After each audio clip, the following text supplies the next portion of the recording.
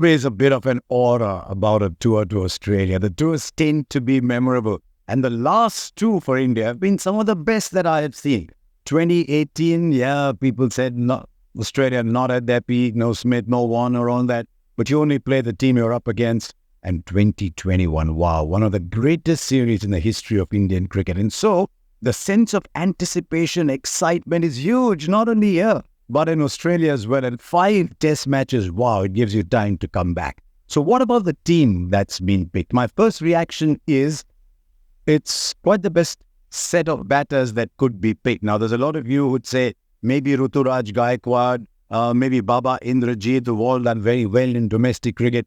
But Abhimanyu Ishwaran has knocked the door down. There isn't anything more that a batter can do. So Abhimanyu Ishwaran earns his place in the side. My first reaction when I see that, huge tour for Yashasvi Jaiswal and Shubman Gill. Rohit Sharma is not getting younger. Virat Kohli is not getting younger. And so there has to be the passing of the baton at some point. And I think this is going to be a big one. Shubman Gill has the advantage. He's done well in Australia before. It suits his style.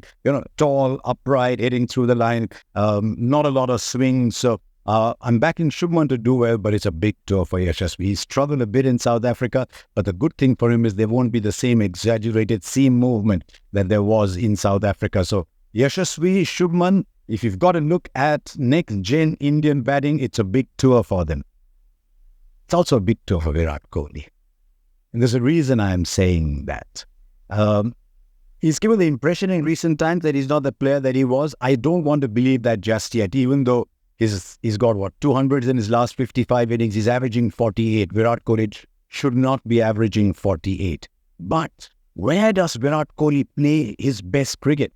In Australia, you look back at all the memorable test innings that Virat Kohli has played. So many have come in Australia. He likes pace. He likes bounce. There's not a lot of swing. There's not a lot of these low turners kind of pitches there. He averages 54 in Australia.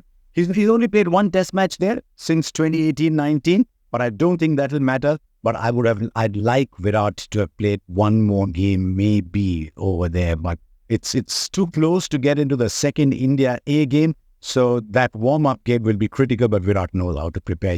He knows Australia as well as anybody else. He's among the best visiting batters to play in Australia. Now, what about Rohit Sharma? He's had iffy tours of Australia. You look at his batting style, you'd say, right, really suited to play there, but he averages 31 after 7 innings. And I sense, he's a big player. I have a lot of time for Rohit Sharma, but I sense that ever since he's become this wonderful, free, flamboyant player in white ball cricket, I wonder if he's got just a bit loose in test match cricket. So big tour for them. If those 4 are coming together and scoring well, this series will be different. Rishabh Pant is a big player. Rishabh Pant loves playing in Australia. There's one player the Aussies are very, very wary about. It's Rishabh Pant. He's got to be in really good form.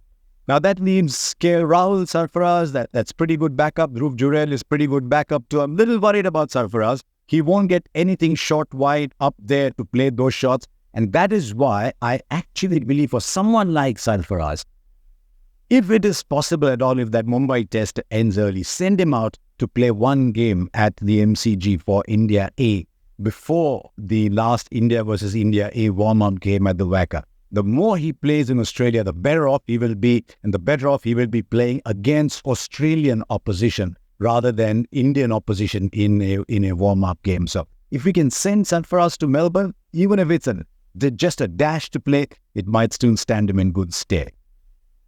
2 big omissions that I'm very worried about. India need Mohammad Shami to do well in Australia.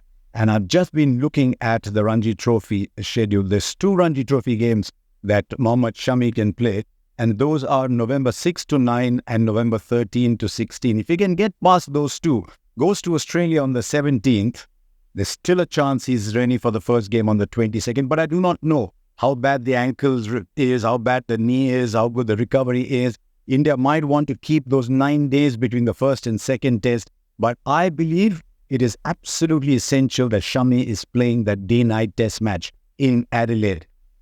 Ball starts to do a lot over there. You need a Shami kind of bowler. So somehow India have got to find a way of getting Shami fit and in Australia before that second test. And India will miss Kuldeep. Risk spinners do well in Australia. It's never easy with finger spinners there. And without Kuldeep, India have had to take 3 finger spinners there.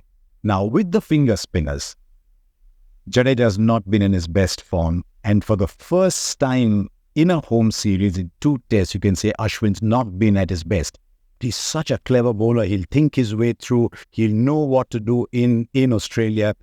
But you can see why they picked Washington Sundar, because you've got that right-handed Jadeja equivalent over there. But will India play 2 spinners? Will India play 1 spinner? I think there's a case to be made for 2 actually. And since all 3 spinners bat, you can actually do that. But as a counter against that, if it's really seeming conditions, India want Nitish Reddy to do the Shardul Thakur kind of role at number 8. Now, there's a perception because of the IPL that Nitish Reddy is a batting all-rounder. You look at his numbers in first-class cricket. He's a proper bowler in first-class cricket. Batting average is 21. He's more a white ball batter than a red ball batter yet, but perfectly capable of being a 4th seamer. Now, in those conditions, whether he has the pace, we'll only have to wait and see. But that's a good option at number 8. Then you've got Siraj and Akashdeep. I haven't said Bumrah yet, right? I haven't said Bumrah yet. I'm looking at this bowling side. Siraj a little out of form. Akashdeep, little inexperienced. Harshit Rana, Prasidh Krishna, very little experience. Rana hasn't played Test cricket. Prasidh Krishna has played 2. Looked a little overawed when he did that. So much depends on Jasprit Bumrah. And my fear is that every time the ball is thrown to Bumrah, there will be the feeling he's got to do something. Look, Australia really very good batting pitches. So Bumrah will have to bowl a lot, but India cannot afford to bowl Bumrah into the dust in this series. But Bumrah will emerge as India's key player, absolute key player, but he will need a lot of support around him. And that is my little worry. My other little worry is that a lot of key players are moving on. I was in Australia at 2011-12 and I thought that was 1 tour too many for a few key players. I hope that's not the case. I'm hoping that Rohit and Virat and Jadeja and Ashwin and all the others will come good and provide performances that we know they're capable of. But that is something that worries me. Look on the other side as well. I think the combination of Stark, Hazelwood, Cummins and Lyon have got this maybe next year's Ashes series. That's all they've got. They've got to protect them. And maybe that's why they've left those gaps in between. 9 after the first test, 7 between the 3rd and the 4th. That's as much to allow Australia to be able to play their frontline bowlers regularly.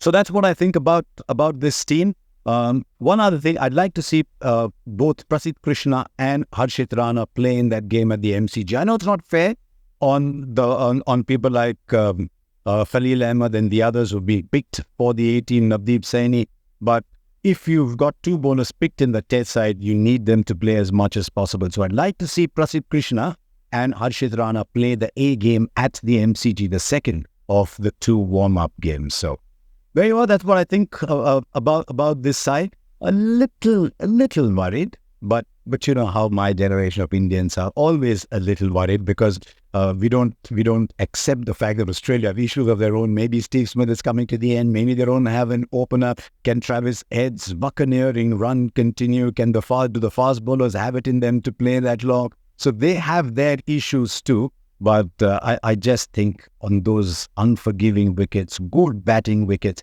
if India's batting comes good, those top 4 that I said at the start, then I think India will start favourites. If India struggle with their top 4, then I fear it might be an Australian summer. So thank you for watching and do subscribe to this channel.